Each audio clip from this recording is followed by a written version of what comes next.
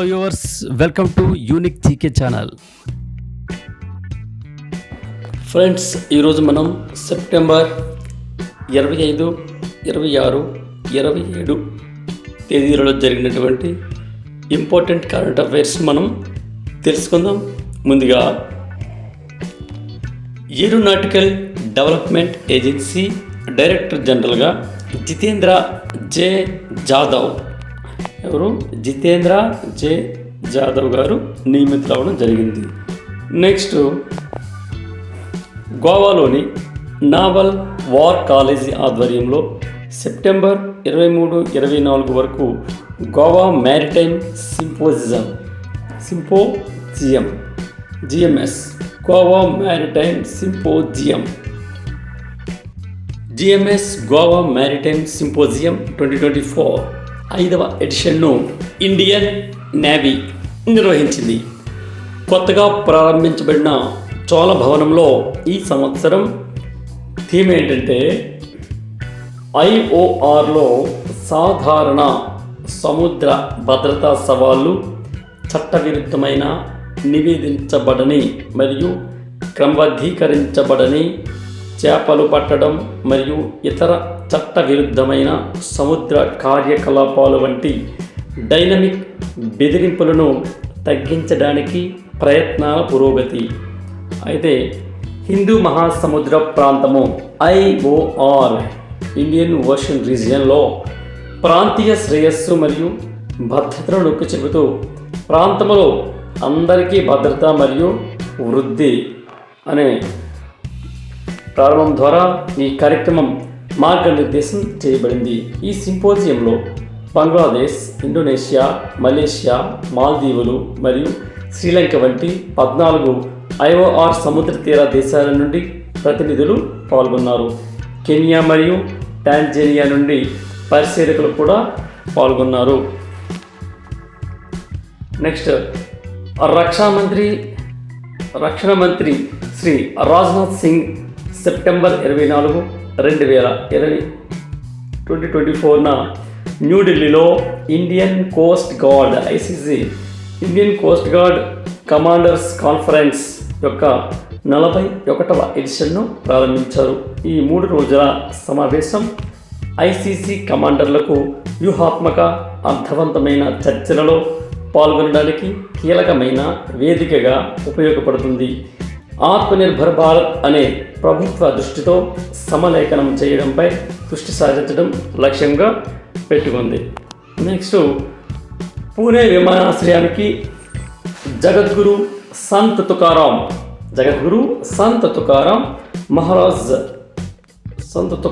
మహారాజ్ పూణే అంతర్జాతీయ విమానాశ్రయంగా పేరు పెట్టే ప్రతిపాదనకు మహారాష్ట్ర ప్రభుత్వం ఆమోదం తెలిపింది. సంత్ తుకారాం మహారాజ్ 17వ శతాబ్దపు మరాఠీ కవి మరియు హిందూ సాధువు. మహారాష్ట్రలోని తుకోబా అని ప్రసిద్ధి చెందారు. విమానాశ్రయం ఉన్నటువంటి లోహేగావ్ సంత్ తుకారాం మహారాజ్ యొక్క తల్లిగారి గ్రామము. అతను విఠోబా అంటే పాండురంగుడు, విఠోబా దేవుడిని ఆరాధించే వార్కారీ సాంప్రదాయానికి చెందిన సాధువు. అతను సమానత్వ వ్యక్తిగతీకరించినటువంటి వార్కారీ భక్తి సాంప్రదాయంలో భాగం. నెక్స్ట్, టాటా స్టీల్ ఒడిశాలోని కళింగనగర్లో 27,000 కోట్ల పెట్టుబడితో భారతదేశపు అతిపెద్ద బ్లాస్ట్ ఫర్నేస్ను ప్రారంభించింది. దీని సామర్థ్యాన్ని 3 MTPA నుండి 8 MTPAకి పెంచింది. Automotive, infrastructure, ship building, defence మరియు ఆయిల్ అండ్ గ్యాస్తో సహా వివిధ పరిశ్రమల పెరుగుతున్న డిమాండ్లను తీర్చడానికి కొత్త సౌకర్యం రూపొందించబడింది. గత దశాబ్దంలో ఒడిశా టాటా స్టీల్ అతి పెద్ద పెట్టుబడి గమ్యస్థానంగా అవతరించింది. సంచిత పెట్టుబడి 1,00,000 కోట్లు. ఈ సదుపాయం వివిధ పరిశ్రమల కోసం ఉత్పత్తిని పెంచుతుంది మరియు అధునాతన పర్యావరణ అనుకూల సాంకేతికతలను కలిగి ఉంటుందని చెప్పవచ్చు. నెక్స్ట్, ఇరాన్ సరికొత్త మరియు శక్తివంతమైన ఆత్మాహుతి డ్రోన్ షాహెద్ 136Bని ఆవిష్కరించింది. ఏంటి? శక్తివంతమైన ఆత్మాహుతి డ్రోన్ షాహెద్ 136Bని ఆవిష్కరించింది. ఇరాన్ తన సైనిక ఆధునీకరణ కార్యక్రమంలో భాగంగా ఈ కొత్త కెమికేజ్ డ్రోన్ను అందించింది. ఈ ప్రాంతంలో పెరుగుతున్న అస్థిరత కారణంగా గుర్తించబడింది. షాహెద్ 136B డ్రోన్ షాహెద్ 136 యొక్క అప్గ్రేడ్ వెర్షన్ కొత్త ఫీచర్లు మరియు 4000 కిలోమీటర్ల కంటే ఎక్కువ, అంటే 2500 మైళ్ళు కంటే ఎక్కువ కార్యాచరణ పరిధిని కలిగి ఉంది. నెక్స్ట్ ఇది 2500 నుండి 4000 కిలోమీటర్ల మధ్య కార్యాచరణ పరిధిని కలిగి ఉందని ముందే చెప్పాం. అయితే మరింత శక్తివంతమైన వార్ హెడ్, తగినటువంటి రాడార్ సంతకం మరియు మునుపటి మోడల్ డెల్టా వింగ్ కాన్ఫిగరేషన్ నుండి బయలుదేరే ఏరో డైనమిక్ డిజైన్ కూడా దీనికి ఉంది. నెక్స్ట్ మిజోరాం రైతులు మరియు పారిశ్రామికవేత్తలకు మద్దతుగా బనా కైహే పథకాన్ని మిజోరాం రాష్ట్రం ప్రారంభించింది. రాష్ట్ర వ్యాప్తంగా ఉన్న పారిశ్రామికవేత్తలు మరియు రైతులకు ఆర్థిక సహాయం మరియు మద్దతు అందించడానికి అనేక లక్ష్య కార్యక్రమాల ద్వారా ఆర్థిక వృద్ధిని మరియు స్వయం సమృద్ధిని ప్రోత్సహించడానికి ఈ పథకం రూపొందించబడింది. వ్యవసాయ రంగానికి మద్దతుగా ఈ పథకము 4 కీలక పంటలకు కనీస మద్దతు ధర మ్యాక్సిమం సపోర్టింగ్ ప్రైజ్ను పరిచయం చేసింది. అవేంటంటే అల్లం, చీపురు, పసుపు మరియు మిజోబర్డ్స్ అయినటువంటి మిరప. ఈ పథకం దాని విజయాన్ని నిర్ధారించే పనిలో ఉన్న అమలు విభాగాలకు మద్దతు ఇవ్వడం కూడా లక్ష్యంగా పెట్టుకుంది. ముఖ్యమంత్రి ప్రత్యేక కేటగిరీ పథకం ఇది 1,00,000 వరకు గ్రాంట్ ఎయిడ్ అందిస్తుంది. ఈ గ్రాంట్ ప్రత్యేకంగా రుణాలు పొందే స్థితిలో లేని వ్యక్తుల కోసం ఉద్దేశించబడింది, కానీ ఆర్థిక ప్రోత్సాహం నుండి ప్రయోజనం పొందగల చిన్న జీవనోపాధి ప్రాజెక్టులను కలిగి ఉంటుంది. Next Asia power index API యొక్క 2024 ఎడిషన్ ప్రకారం భారతదేశం జపాన్ను అధిగమించి ఆసియాలో 3వ అత్యంత శక్తివంతమైన దేశంగా అవతరించింది. దాని ప్రకారం అమెరికా, చైనాల తర్వాత భారత్ ఇప్పుడు ఇండెక్స్లో 3వ స్థానంలో ఉంది. ర్యాంకింగ్స్లో ఈ మార్పు ఖండం అంతటా భారతదేశం యొక్క పెరుగుతున్న ప్రభావాన్ని సూచిస్తుంది. అయితే దీని బాడీ ఏంటంటే 2018లో ఆస్ట్రేలియా యొక్క లోవీ ఇన్స్టిట్యూట్ ఆసియా పవర్ ఇండెక్స్ అనేది ఆసియా పసిఫిక్ ప్రాంతంలో పవర్ డైనమిక్స్ యొక్క వార్షిక కొలత. ఇది ఆసియా పసిఫిక్లోని 27 దేశాలను అంచనా వేస్తుంది. ఇది Asia power index. Next September 22, 2024 న్యూయార్క్లోని జరిగినటువంటి సమ్మిట్ ఆఫ్ ద ఫ్యూచర్ అనే ఇతివృత్తంతో జరిగిన 79వ UN జనరల్ అసెంబ్లీ ప్రధానమంత్రి నరేంద్ర మోదీ ఒక ముఖ్యమైన ప్రసంగం చేశారు. ప్రపంచ సంస్థలలో సంస్కరణల ఆవశ్యకతను నొక్కి చెప్పిన మోదీ ఇటువంటి మార్పులు చాలా కీలకమని పేర్కొన్నారు. మానవాళి ఎదుర్కొంటున్న తీవ్రమైన సవాళ్లను పరిష్కరించడానికి బహుళపక్షవాదానికి మళ్ళీ కట్టుబడి ఉండాలని ప్రపంచ నాయకులను మోడీ గారు కోరారు.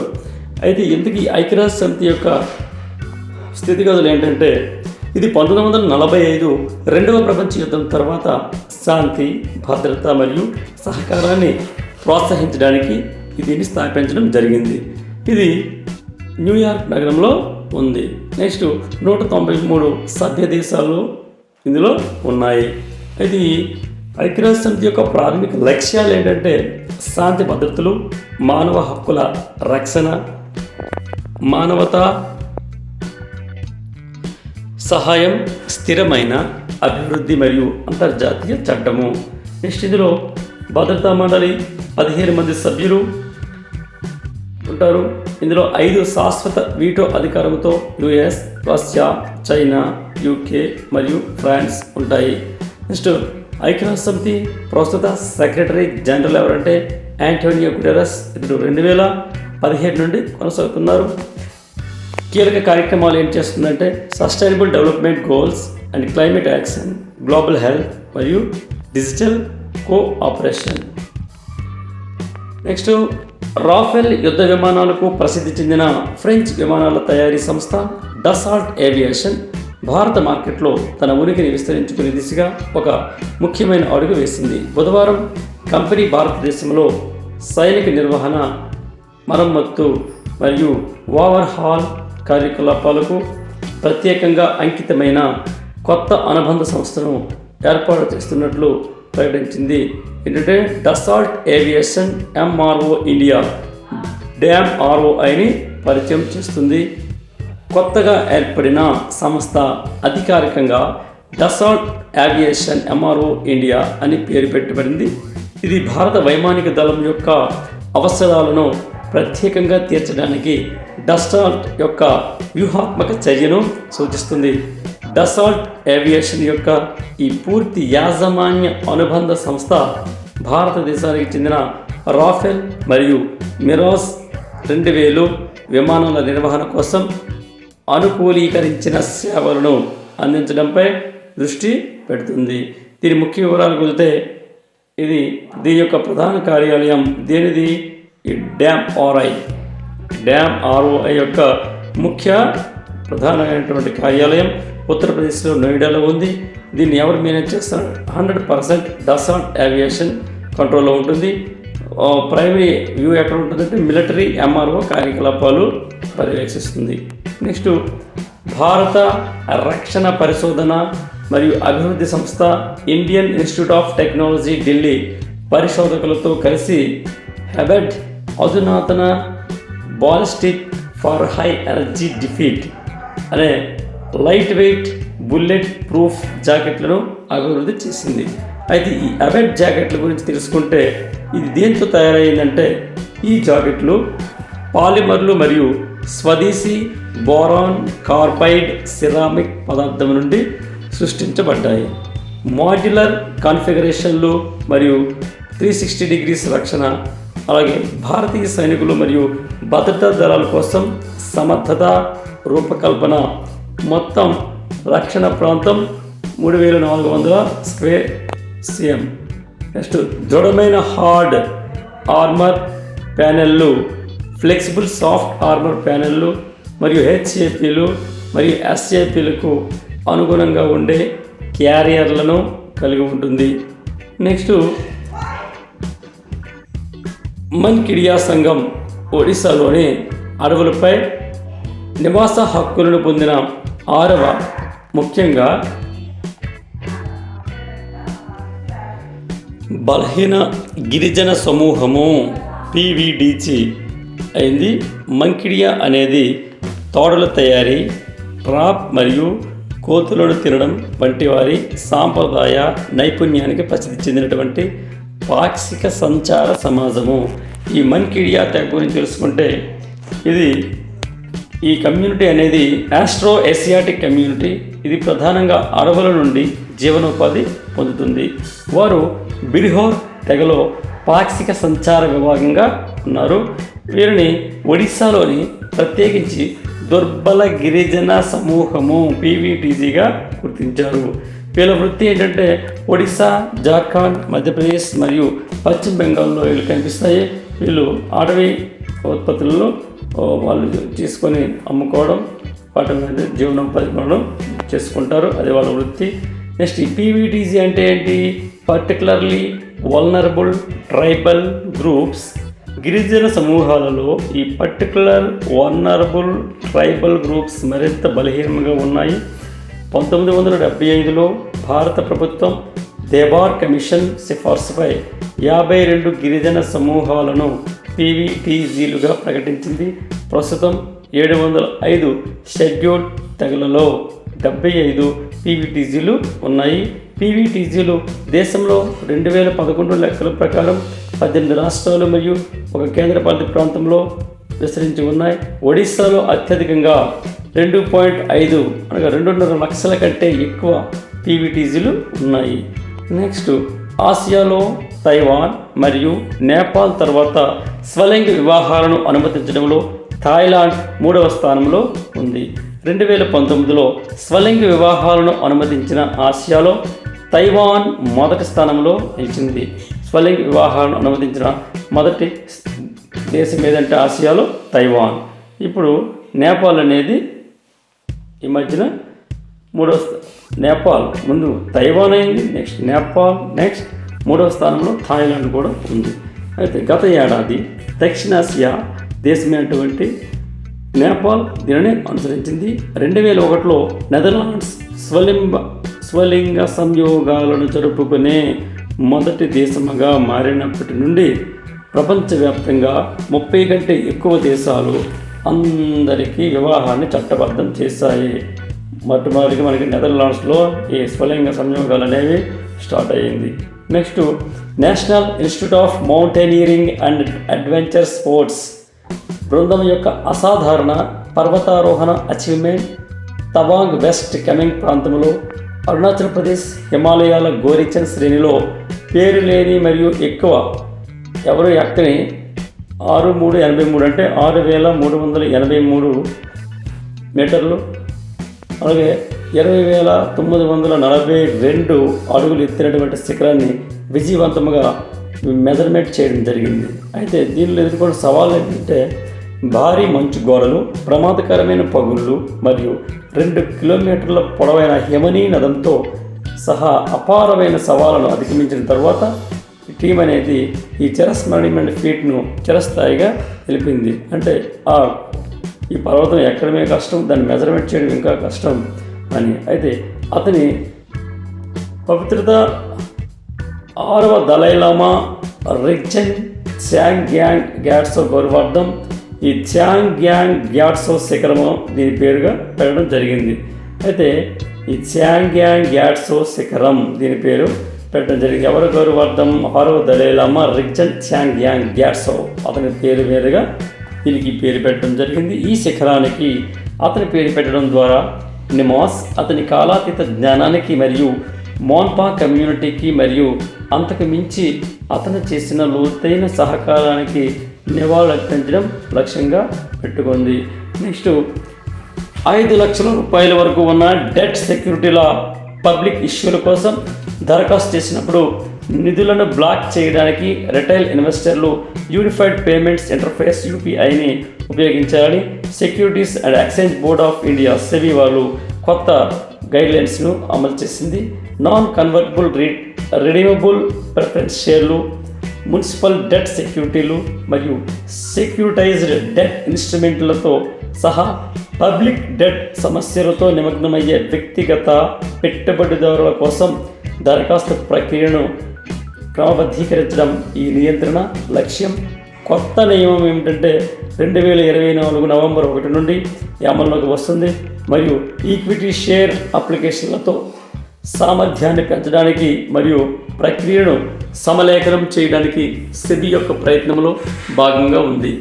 నెక్స్ట్ 2024 సెప్టెంబర్ 25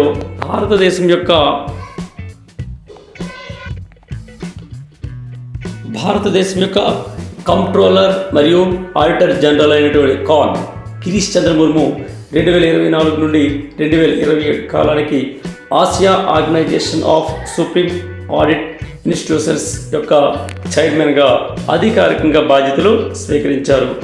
ఆసియా అంతటా 48 సుప్రీం ఆడిట్ ఇన్స్టిట్యూషన్లు చేర్చడానికి ASOSCI యొక్క 16వ అసెంబ్లీలో ఈ ముఖ్యమైన మార్పు హైలైట్ చేయబడింది. నెక్స్ట్ 2024లో భారతదేశం అంతటా జరుపుకునేటటువంటి 7వ రాష్ట్రీయ పోషణ్ మాహ్ పోషకాహార లోపానికి వ్యతిరేకంగా దేశంలో జరుగుతున్న పోరాటములు ఒక ముఖ్యమైన మైలురాయిని సూచిస్తుంది. పోషకాహార లోపాలను రూపుమాపడానికి భారతదేశం యొక్క మిషన్లో అంతర్భాగమైన ఈ నెల రోజుల ప్రచారం ఆరోగ్యము మరియు పోషకాహారంపై జాతీయ ఉపన్యాసంపై కొత్త శక్తిని మరియు దృష్టిని తీసుకువచ్చింది.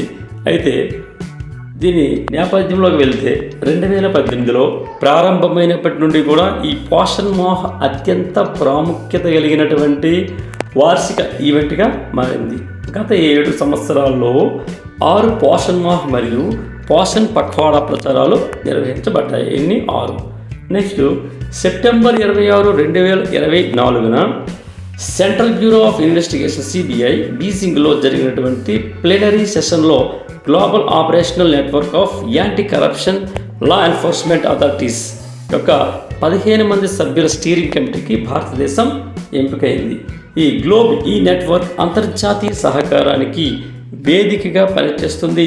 సరిహద్దు అవినీతి మరియు ఆర్థిక నేరాలను సమర్థవంతంగా ఎదుర్కోవడానికి సభ్య దేశాలను అనుమతిస్తుంది.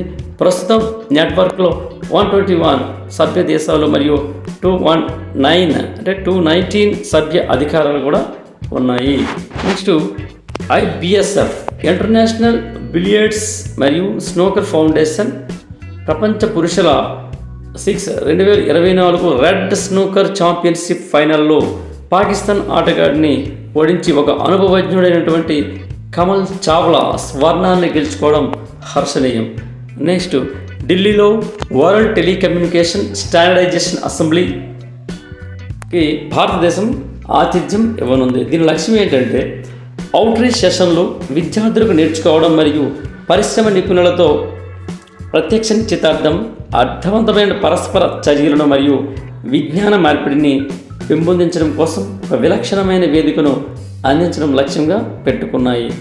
ఈ WTSA అనేది చతుర్వార్షిక కార్యక్రమం మరియు ITU International Telecommunication Union Standardization Sector యొక్క పాలక సమావేశంగా పనిచేస్తుంది.